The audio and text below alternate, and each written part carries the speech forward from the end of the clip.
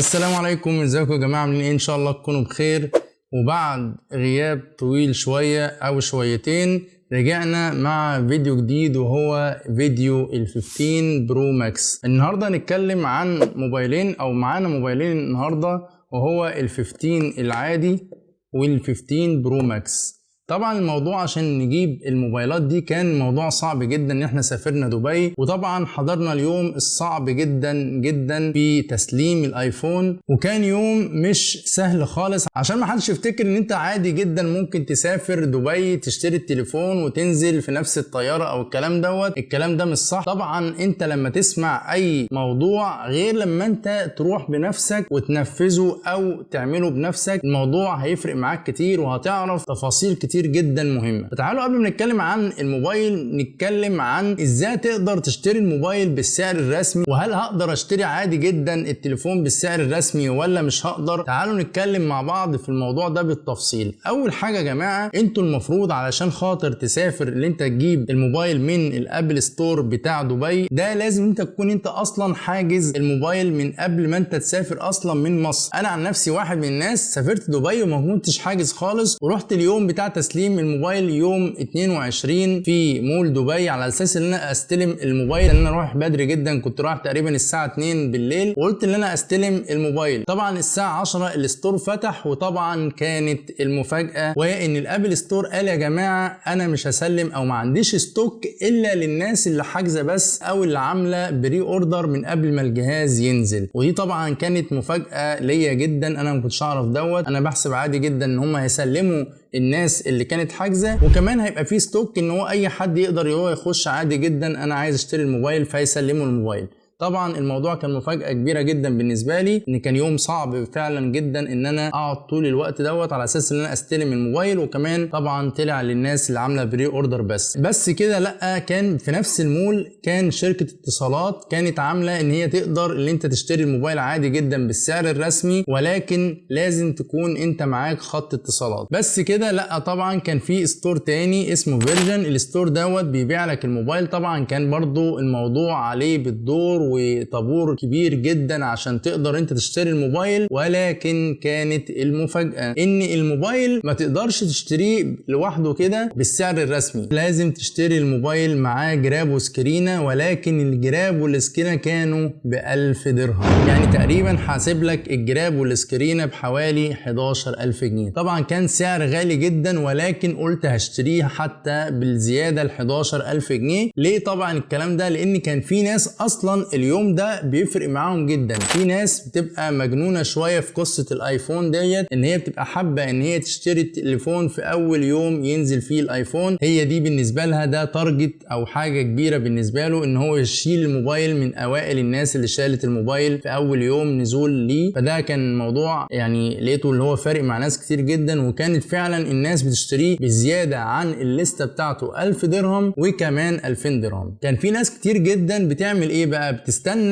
الناس اللي خارجه من الابل ستور، الناس اللي خارجه من فيرجن، الناس اللي اشترت من اتصالات، وكانوا بيشتري منهم الموبايل وبيبيعوه بزيادة 1000 درهم. حتى الناس اللي اشترت الموبايل أغلى ب1000 درهم من فيرجن برضو باعته ب1000 درهم زيادة للناس تانية. الناس اللي كانت واقفة منهم كانوا تجار، ومنهم كان يوزر عادي أو كلاينت عادي حابب إن هو يشيل موبايل في نفس اليوم، وكانت جنسيات مختلفة حابة إن هي تشيل الموبايل حتى لو أغلى ب1000 درهم وب2000 درهم. وده اللي كان حاصل في يوم الاستلام بتاع الايفون 15 برو ماكس. طبعا كان ال15 برو ماكس وال15 برو هو اللي كان ناقص، لكن ال15 العادي وال15 بلس كان متوفر على طول، يعني طول الوقت متوفر بالسعر الرسمي. وحابب برضو ان انا اتكلم في نقطة معينة او نقطة مهمة جدا ممكن تفيد ناس كتير جدا، هي ان ال15 العادي وال15 بلس كان شركة فيرجن برضو بتحط عليه نفس ال1000 درهم اللي هو الجراب والسكرين عشان خاطر يغلوا في سعره، مع انه اصلا متوفر في الابل ستور. يعني انا ال15 العادي ده انا شاريه عادي جدا من الابل ستور بالسعر الرسمي بدون اي زيادات، فالموضوع عادي جدا ما فيهوش اي مشكله. هو ال 15 برو ماكس هو اللي فعلا بيبقى عليه ضجه كبيره جدا وصعب جدا ان انت تاخده بالسعر الرسمي. يعني انا حتى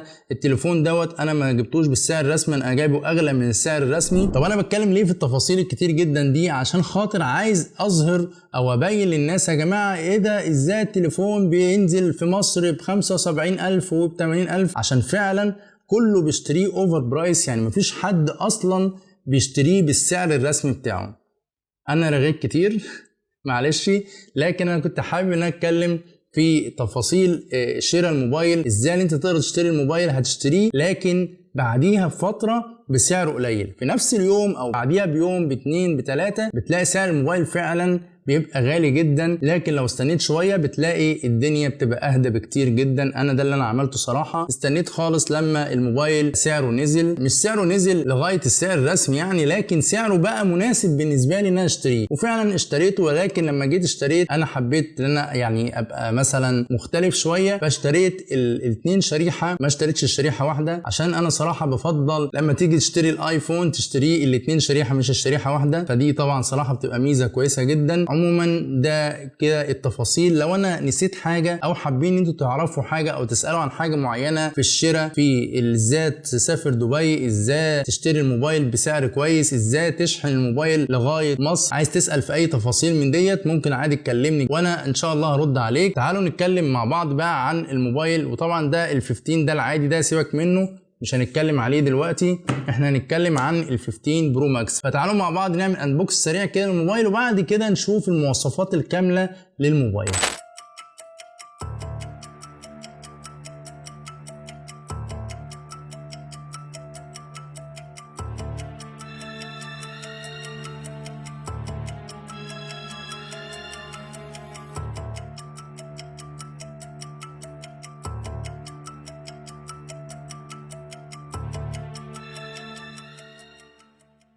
لو جينا نتكلم عن التصميم، فالموبايل جايب تصميم بالكامل من مادة التيتانيوم، وكمان جايب ظهر من الازاز. طبعا يا جماعة كل الناس اللي عملت ريفيو للموبايل بتقول ان الموبايل بيبصم شوية او شويتين، ايا كان يا جماعة الموبايل بيبصم مش بيبصم، انا شايف مش هو ده العيب اللي انا ممكن اتكلم فيه اصلا. ان طبيعي مفيش واحد هيشتري موبايل ب 75,000 او 80,000 جنيه وهيمشي بيه من غير كفر. لازم تجيب له جراب كويس جدا، جراب قوي جدا عشان يحافظ على الموبايل. والافضل ان انت تركب له سكرين الظهر قويه وجراب كويس وسكرينه كويسه عشان تحافظ على التليفون. يعني ما ينفعش ان انت تجيب موبايل غالي زي ده وتستخسر فيه ان انت تشتري جراب كويس وسكرينه كويسه، سكرينه كمان للظهر كويسه. فده صراحه بالنسبه لاول حاجه انا شايفه عادي جدا. موضوع ان الفريم بيبصم او الكلام ده دي حاجة عادية خالص. والموبايل جاي طبعا مقاوم للماء بشهادة الاي بي 68، والشاشة جايه بنوتش بشكل الدايناميك ايلاند، والشاشة جايه من نوع اوليد بمساحة 6.7 انش بدقة 1290 في 2796 بكسل، مع معدل كثافة البكسلات بمعدل 460 بكسل لكل انش. والشاشة جايه معدل تحديث الاحدث اللي هو ال 120 هرتز، والشاشة جايه بحواف قليلة جدا. عموما الشاشة هتديك تجربة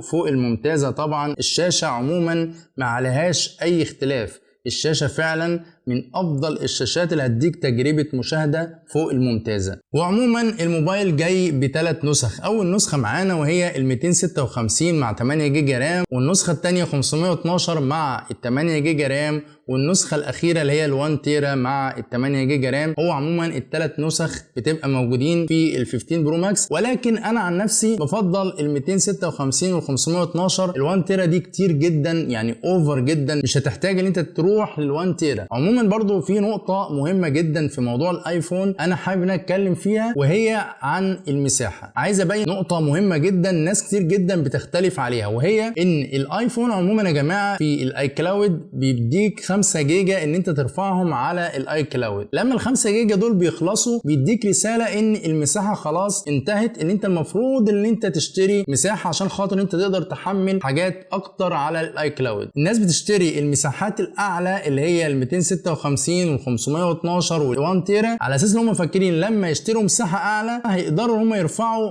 الداتا بتاعتهم بكميه اكتر، او ده يرفعوا الداتا كلها بتاعتهم على الاي كلاود، وده طبعا كلام مش مظبوط. الاي كلاود ليه مساحه معينه، ومساحه الموبايل ليها مساحه تانية معينه. يعني مثلا قابلت حد قبل كده ايه يا عم انت عايز مساحه كبيره ليه؟ اصل انا بصور كتير. يا عم بتصور ايه؟ لو انت صورت 100,000 صوره مش هتخلص 256 مساحه كبيره. فانا دي برضو نقطه حابب ان انا ابينها. انت كده كده لو انت حابب انت ترفع كل حاجه على اي كلاود، الموضوع لازم انت تشتري مساحه. غير كده ال 256 انا شايفها مساحه كافيه جدا جدا جدا ان انت تشتريها، مش محتاج ال 512 ومش محتاج ال 1 تيرا. وبالنسبه للمعالج فالموبايل جاي بمعالج A17 برو بتقنيه 3 نانو مع معالج رسومي ابل GPU 6. طبعا اداء الموبايل ما فيهوش كلام، هيديك اداء فوق الممتاز في الالعاب، وهيديك اداء فوق الممتاز في كل بالنسبه للسكرول اب والسكرول داون. بالنسبه لاي حاجه بتخص المعالج طبعا هو هيبقى من اقوى المعالجات او اقوى اداء ممكن يدولك اي موبايل، هو هيبقى ال 15 برو ماكس. وبالنسبه للكاميرات فالموبايل جايب كاميرا اماميه بدقه 12 ميجا بكسل بفتح العدسه f 1.9، وكمان موجود عدسه نازله للفيس اي دي. اما بالنسبه للكاميرا الخلفيه فالموبايل جايب كاميرا خلفيه ثلاثيه. اول كاميرا معانا جايه بدقه 48 ميجا بكسل بفتح العدسه f 1.8، ودي الكاميرا الاساسيه وكمان بتدعم التثبيت البصري. اما الكاميرا الثانيه فجايه بدقه 12 ميجا بكسل بفتح العدسه f 2.8، ودي الخاصه بالزوم الحقيقي الاوبتيكال زوم 5x، ويقدر يصور لغايه 25x الديجيتال زوم، وكمان بيدعم التثبيت البصري. وبالنسبه للكاميرا الثالثه فجايه بدقه 12 ميجا بكسل بفتح العدسه f 2.2، ودي الخاصه بالتصوير الواسع، وموجود سنسور TOF 3D لعمل عزل بورتريه. والموبايل طبعا بيصور فيديوهات بجوده 4K. وبالنسبه لوسائل الامان فالموبايل بيدعم خاصيه الفيس انلوك. تعالوا مع بعض بقى نجرب صوت السماعات الخارجيه للموبايل، لان الموبايل 15 برو ماكس نازل بسماعات ستيريو، فتعالوا نجربها. وطبعا لما بنجربها في القرآن زي ما انتم عارفين. فتعالوا نشوف بقى صوت السماعات. والله يريد أن يتوب عليكم، والله يريد أن يتوب عليكم، ويريد الذين يتبعون الشهوات أن تميلوا ميلا عظيما. يريد الله أن يخفف عنكم، وخلق الإنسان ضعيفا. طبعا صوت الموبايل زي ما انتم شايفين كده فوق الممتاز. صوته صراحة ستيريو، صوته مجسم، انا صراحة عجبني.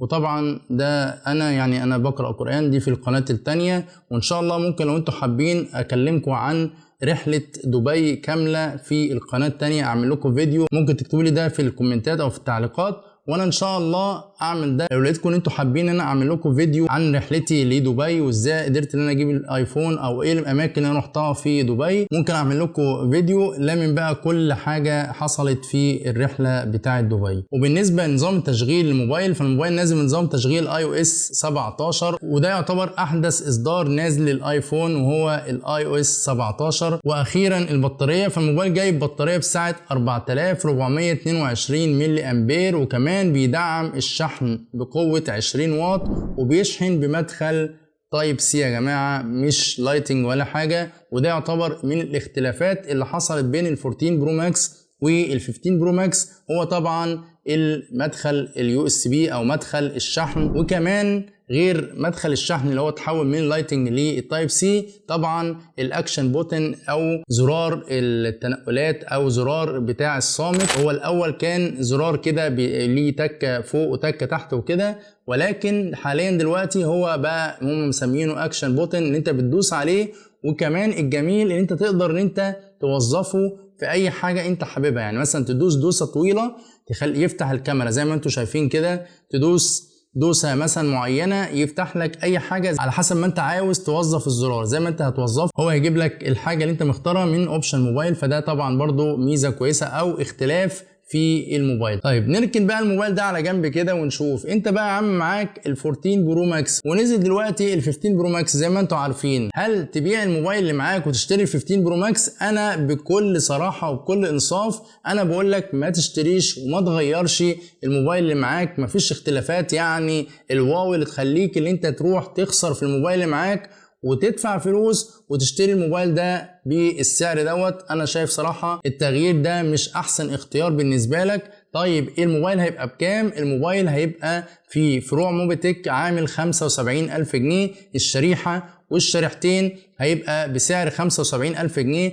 فطبعا اللي حابب ان هو يتواصل معانا، انا كده ببقى سايب رقم الواتساب في الديسكريبشن، اللي حابب يتواصل معانا ده طبعا شرف كبير ليا. يا ريت لو الفيديو عجبكم ما تنساش انت تعمل لايك للفيديو وتعمل اشتراك في القناة وتفعل زر الجرس. اشوفكم في فيديو جديد ان شاء الله. السلام عليكم.